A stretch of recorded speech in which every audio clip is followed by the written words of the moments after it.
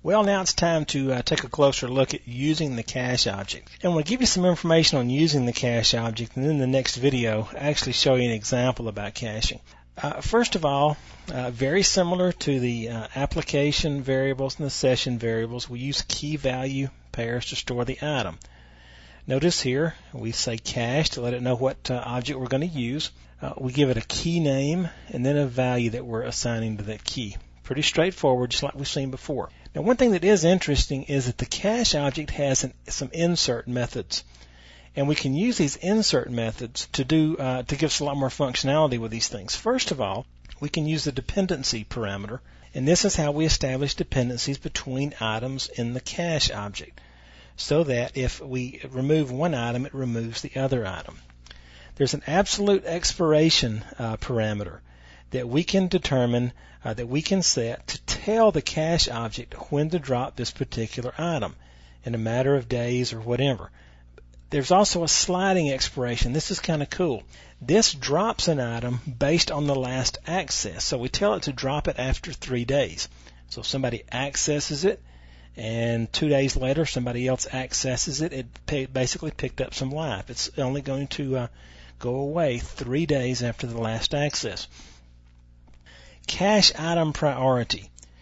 Now, we can determine the priority of these cache things being removed because, and I'm going to jump out of order here a little bit and explain this. The cache object was built for this very reason, to hold things and to throw them back to the users and the clients very quickly.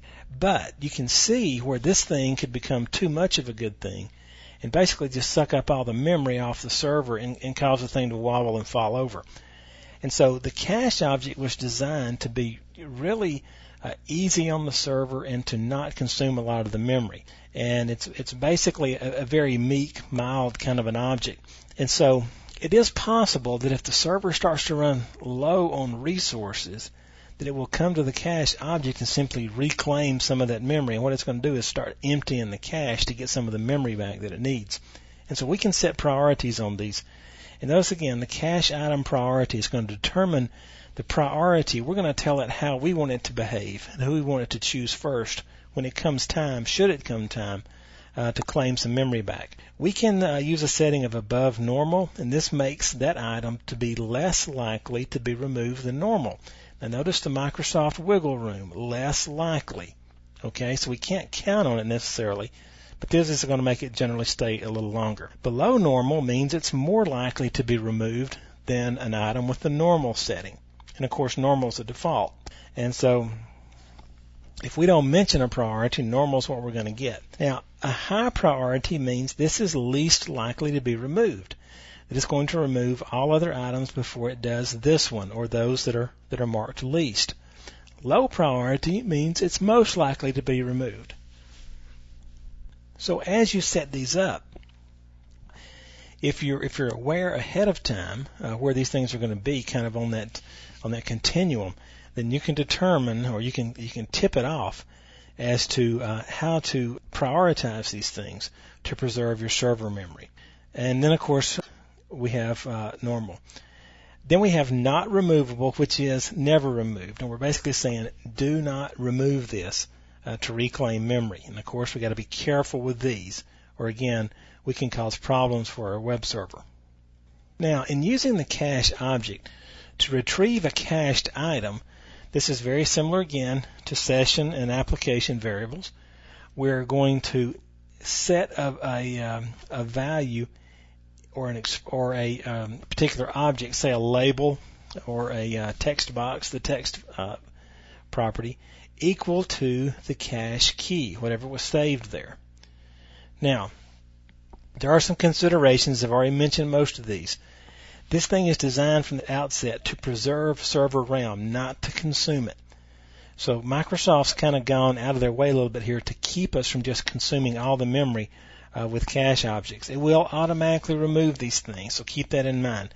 Just because you put something in the cache object does not mean it's going to stay there. It has to do with humidity and curvature of the earth and solar flares and all that sort of thing, it seems like some days. But the basic idea here is put plenty of RAM on your web server and avoid this hassle. Now, how do we know if what we're trying to hit is in the cache or not, we can check it. And if we get a null value back, then it means that items have been removed and need to be stuck back in there. So if you're going to use a cache object, you may want to do a little if statement and check to make sure it's still there. Because if it's not, you're going to have to go put it back in there again to be able to get it. And again, null is what you're going to get back from that. So now this is a real quick brush through with the cache object. How to write things into it, how to pull things out. I would strongly encourage you to go out and read some documentation on the cache object and look at some examples on it, because there's a lot you can do with this thing. Don't let this all the talk about preserving RAM and automatic removal scare you. For most machines, most web servers, you can simply just add plenty of RAM and just wear this cache object out, and it does an excellent job. Now in the next video, we're going to look at output caching, and I'll actually show you your first example of caching there.